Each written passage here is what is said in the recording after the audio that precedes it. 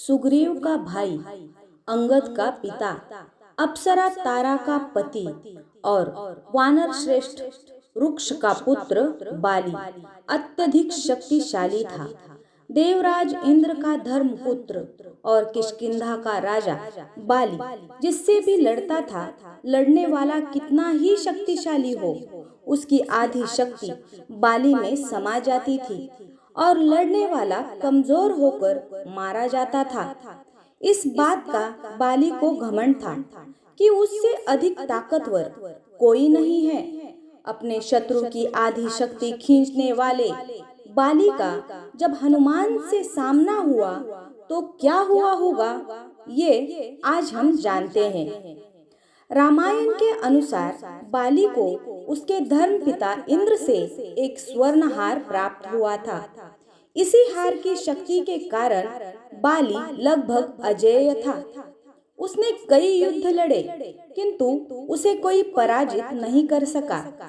इस स्वर्ण हार को ब्रह्मा ने मंत्र युक्त करके ये वरदान दिया था कि इसको पहनकर बाली जब भी रणभूमि में अपने शत्रु का सामना करेगा तो उसके शत्रु की आधी शक्ति क्षीण हो जाएगी और ये आधी शक्ति बाली को प्राप्त हो जाएगी। यही बाली की शक्ति का राज था। बाली ने अपनी इस अद्भुत शक्ति के बल पर 1000 हाथियों का बल रखने वाले दुंदुभी नामक असुर का वध कर दिया था। दुंदुभी के पश्चात बाली ने उसके भाई मायावी का भी एक गुफा में वध कर दिया था। रावण ने बाली की शक्ति के चर्चे सुनकर उससे युद्ध करने की ठानी, किंतु बाली ने रावण को अपनी कांख में 6 माह तक दबाए रखा था। अंत में रावण ने उसे हार मानकर उसे अपना मित्र बना लिया था। एक भ्रम के कारण बाली के मन में सुग्रीव के प्रति द्वेष भावना उत्पन्न हो गई थी। इसी के चलते बाली ने अपने भाई सुग्रीव की पत्नी को हड़प कर उसको बलपूर्वक अपने राज्य से बाहर निकाल दिया था। हनुमान जी ने सुग्रीव को प्रभु श्री राम से मिलाया।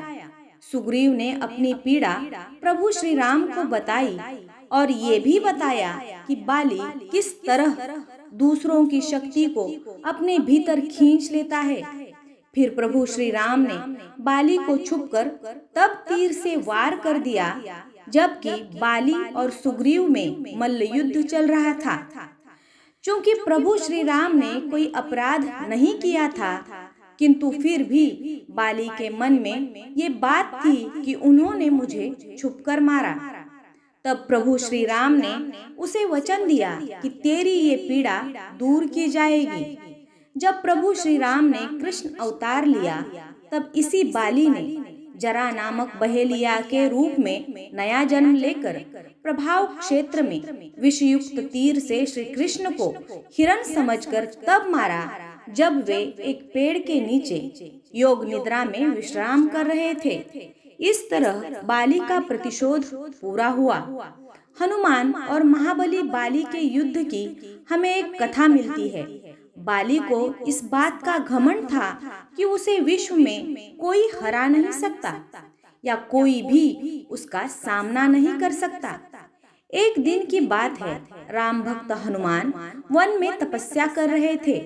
उस दौरान अपनी ताकत के नशे में चूर बाली लोगों को धमकाता हुआ वन में पहुंचा और चिल्लाने लगा कि कौन है जो मुझे हरा सकता है।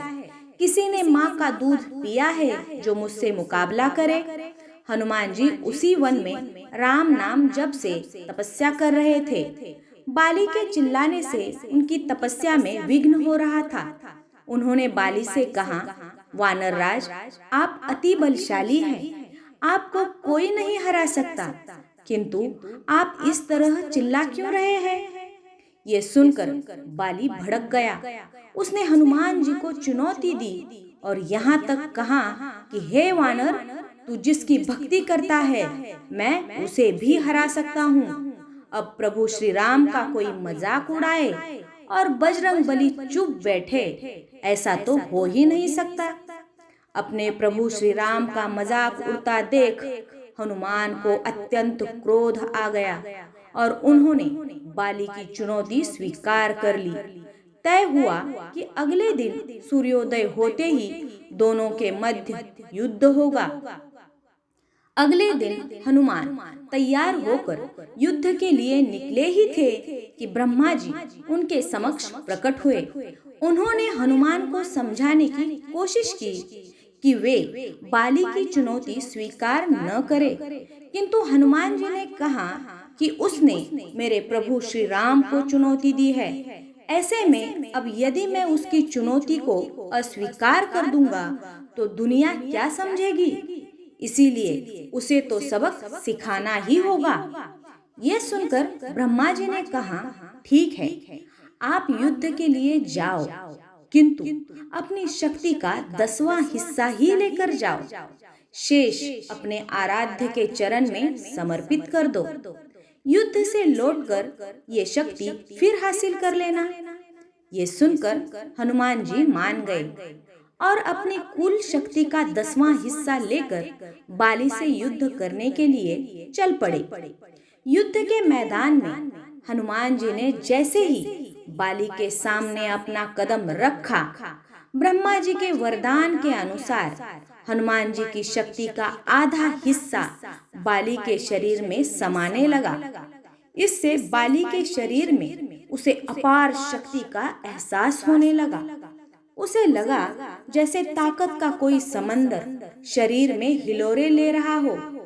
चंद पलों के बाद बाली को लगने लगा मानो उसके शरीर की नसें फटने वाली है और रक्त बाहर निकलने ही वाला है।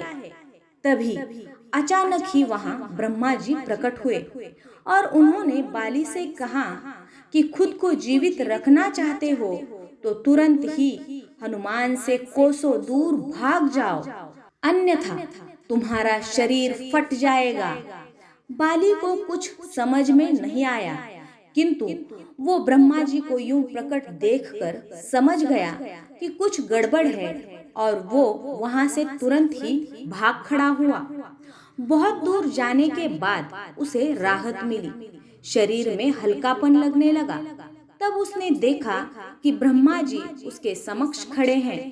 तब ब्रह्मा जी ने कहा कि तुम स्वयं को दुनिया में सबसे अधिक शक्तिशाली समझते हो, किंतु तुम्हारा शरीर हनुमान की शक्ति का छोटा सा हिस्सा भी नहीं संभाल पा रहा है। तुम्हें मैं बताना चाहता हूँ कि हनुमान अपनी शक्ति का 10वां भाग ही लेकर तुमसे लड़ने आए थे। सोचो, यदि संपूर्ण भाग लेकर आते तो तुम्हारा क्या होता। बाली ये जानकर समझ गया कि मैंने बहुत बड़ी भूल की थी। बाद में बाली ने हनुमान जी को दंडवत प्रणाम किया और बोला, प्रचंड बल होते हुए भी हनुमान जी शांत रहते हैं और राम भजन गाते रहते हैं, और एक मैं हूँ जो उनके एक बाल के बराबर भी नहीं हूँ और उनको ललकार रहा था। मुझे क्षमा करे हनुमान। बजरंग बली ने बाली को क्षमा कर दिया। इससे हमें ये सीख मिलती है कि अपने शक्ति का कभी गलत उपयोग ना करें। शक्ति का उपयोग वही करें जहाँ आवश्यकता हो। गरीब और लाचार लोगों पर अत्याचार करने से आप शक्तिशाली नहीं बनते, आप अपने व्यवहार से शक्तिशाली बनते हैं। इसीलिए अपनी शक्ति का कभी गलत उपयोग ना करें। जय श्री राम।